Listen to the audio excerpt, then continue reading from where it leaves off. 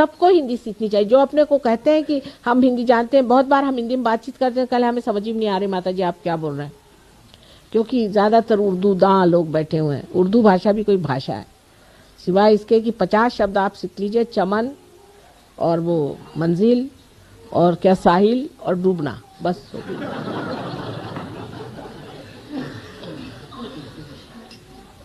कुछ उसमें गहराई नहीं, कुछ नहीं, एक आध दो हो गए होंगे तो हो गए, नहीं तो जिसको देखो वही दिल के दर्द से बीमार।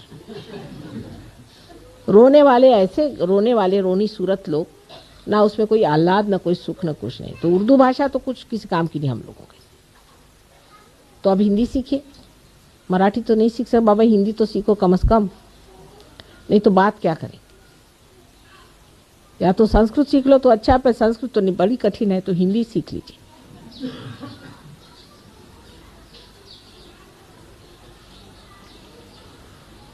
और ये गजले फजले जो हैं, इससे कुछ कल्याण नहीं होने वाला, रोते बैठे रहे सुबह से शाम तक। और उस पर आपको अगर सुनना हो तो शेरो शायरी और शेरो सुखर नाम की 2 किताबें गोयली जी ने लिखी हैं, ऐसा सुताड़ा है सबको कि बस वो आप पढ़ लीजिए तो आपका छूट ही जाएगा गजल सुनना। और मैंने देखा रियलाइज सोच को अच्छे नहीं लगते, गजल कहें व्हाट अ पजल। तो सबको हिंदी सीखनी चाहिए। जो अपने को कहते हैं कि हम हिंदी जानते हैं, बहुत बार हम हिंदी में बातचीत करते हैं, कल हमें समझ ही नहीं आ रही माता जी आप क्या बोल रहे हैं, क्योंकि ज़्यादातर उर्दू दां लोग बैठे हुए हैं। उर्दू भाषा भी कोई भाषा है, सिवाय इसके कि 50 शब्द आप सीख लीजिए, चमन और वो मंजिल और क्या साहिल और डूबना, बस हो गई।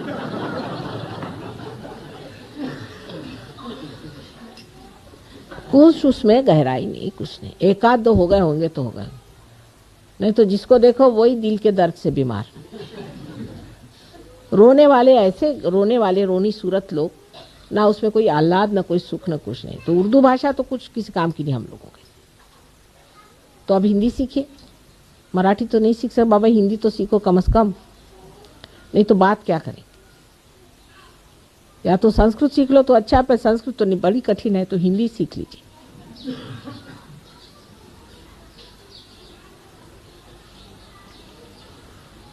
और ये गजले फजले जो हैं, इससे कुछ कल्याण नहीं होने वाला, रोते बैठे रहे सुबह से शाम तक। और उस पर आपको अगर सुनना हो तो शेरो शायरी और शेरो सुखर नाम की 2 किताबें गोयली जी ने लिखी हैं, ऐसा सुताड़ा है सबको कि बस वो आप पढ़ लीजिए तो आपका छूट ही जाएगा गजल सुनना।